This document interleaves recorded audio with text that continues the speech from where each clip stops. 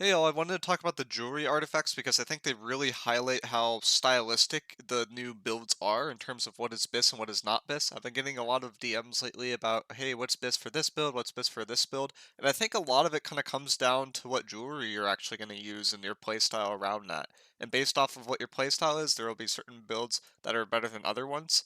Starting off here with Ankh, this is a amulet that is basically has super divine built into it that increases incoming heals by 50%, but consumes and outgoing heals are 50% weaker. So basically, it's just super divine, but you're not going to be healing as much of an outgoing. So if you're using a pot, this is net neutral because you're going to be 50% weaker, but then also 50% stronger, so there's no change. But all incoming heals are significantly boosted. It's mostly just if you're a healer, this won't be great because you won't be able to heal other people as effectively. This super divine based effect has some weird interactions with perks though, so even though our pots won't be getting boosted by this effect, there are things such as Healing Breeze and Shirking Heals which will get boosted by this effect and not take that penalty because this is only an incoming heal, it's not an outgoing heal. So using this kind of concept, we can go health, Shirking Heals, and we can go for Tumbler or Ginge, and by doing this with a 300 con build, you're basically able to heal for 5k every 5 seconds per dodge, which is kind of insane for any build that's like a little bit more solo or you're getting targeted by a healer and you aren't getting like fully bursted, but you could use that like bit of an extra pick me up every now and then. So it's just like super super strong for those builds that are like in need of heals. If you're in a sacred on top of this is going to be basically doubled. You're going to be healing for almost 6 to 7k per time you proc shirking heal, so it kind of gets crazy. If you're going for this build, you could either be greedy with it and you can go for tumbler shoes, which tumbler shoes, for those of you who don't know them, are a boot artifact that will every time you dodge, you get another heal effect. You get also this fortify and empower effect, so it's just very very strong for any light and medium player. But in particularly for medium players, tumbler feet wraps are just super super meta. It seems like that's just a build that will always be able to take advantage of them. As much as people want to say medium is dead because there's a 50 con dodge, I'm pretty sure this artifact alone keeps medium in the game because you're going to benefit more from that fortify. You're gaining that empower and you're healing a lot. With this setup with shirking heals and X, you're just going to be able to kind of pop off and never die. As a solo player, but if you have some outgoing based effects, this is not something that I would consider. So this is like a really just good general build set, but if you're in a spot where you're trying to prevent getting bursted, this set is not going to help you. This is a more so a set that will help versus quote unquote bleeding out. So if you take a lot of damage over time effects and you're in a lot of like scattered fights, this will allow you to stay alive for longer. If you want to go an anti-disease route, which I think it's kind of counterintuitive to do this with the Ankh to a degree, because disease typically exists in clumps, and I don't think Ankh is as good in clump fights personally. With the shirking heal setup, like as a solo thing, it's decent, but with the shirking heals, I think you're kind of leaning into it too much if you're consistently being healed. But if you are going to lean that way, Ginge head wrap and just going for that invigorated reduction just to allow you to not take as many disease effects so that you get healed for more could be very good for some kind of shot caller or tank oriented build. Also just like generally good in PvP, but the shirking heals will not work, but Ankh is like really really good for PvE. In terms of playing a little bit more split, so if you're a player that likes to play a little bit more solo, have a little bit less resources put into you, and are just like more survivable by yourself, I think Blood Drinker is a really good build for you. This is also really good in clump situations. So if you're like a point VG player, you're playing around an objective a lot, there's a lot of people on top of you. This is just gonna give you tons and tons of health back, and you won't necessarily have to rely on a healer a ton.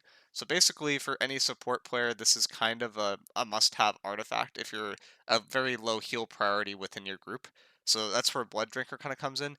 The spot where I think this kind of goes well with is if you stack this with health. Most of these builds you should be running health on because health is just the best perk in the game defensive-wise. And then on top of that, you can go for refreshing. You can go for Nibble Coat and get to 30% refreshing with this basically, or a little under 30%.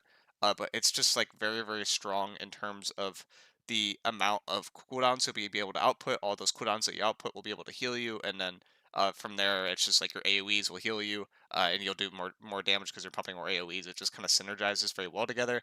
Mag Gauntlets is also decent for particularly for builds that gain cooldown reduction when they crit, which is basically just Void Gauntlet. So Mag Gauntlets is really good with this. I think this is a good setup if you want to be a little bit more solo and a little bit less heal dependent. And then lastly, in terms of the last jewelry artifact, we have Endless Thirst, which is a really cool one that I think is best suited for sort of 1v1 situations where you pop a limited amount of consumables, but in when those consumables pop, they're going to matter a lot.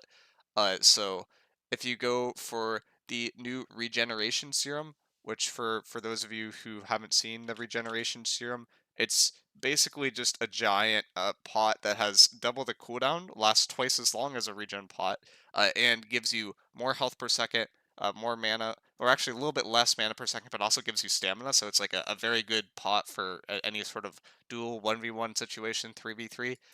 This will synergize super well with it if you only will pop like tend to pop one pot per combat. You get the maximum duration with this effect by making it last 33% longer. So for this, it would go from 20 seconds to about like 25 to 28 seconds. So it's just like a very good way to benefit from that. And on top of that, you'll gain the Empower, you'll gain the Fortify when you drink the pot, and you'll just be able to pop off accordingly. Another thing that can kind of synergize well with most of these builds is going for like a featherweight, so you can get just be more defensive. Like this seems very good for PvE in particular. Also seems good for any build that tends to run a shield, and a lot of shield builds I think are used in a context where you would be thinking about running Endless Thirst because shields tend to have a sword and shield with it, and those are just like very annoying to deal with in 1v1 situations. As well as the flail, I imagine will be very good in 1v1 situations from a disruptor point of view. So featherweight could be good with that. Tomb leather pants is also nice with that because you just gain more stats, and any of those kind of builds like musket for example where you don't pop a lot of pots but you need your pots to count, like this can really synergize well with that, and you don't really give up anything accordingly. So basically, if you're more of a solo player, Endless Thirst is really good. Like if you just kind of are the lone wolf, if you play near clumps and you're constantly throwing out abilities, you don't care about your damage as much, Blood Drinker is really good. And if you have a healer in your group and or you want to go for this like kind of shirking heals cheese, Hank is like very solid. There is another thing I didn't mention about Hank, or I alluded to, but Healing Breeze is a new perk that you can get on your ring, which will heal you for 20% of your weapon damage for 6 seconds. This will also work with Ink as well, and will boost that effect so that you're effectively going to be healing for about an additional uh, 2k HP over time. So it's like you kind of have a passive regen pot if you just go for this shirking heals. You go for the Tombor Feet Wraps and you go for Healing Breeze with this Inked combo, and I think this Inked combo is going to be very good for a lot of builds, but if you're on point, I wouldn't necessarily go for it. So in terms of BIS, like just based off your style, if you this is where you choose your artifacts, and then from there, you could figure out what best suits you. With that being said, I'll see you guys in the next video.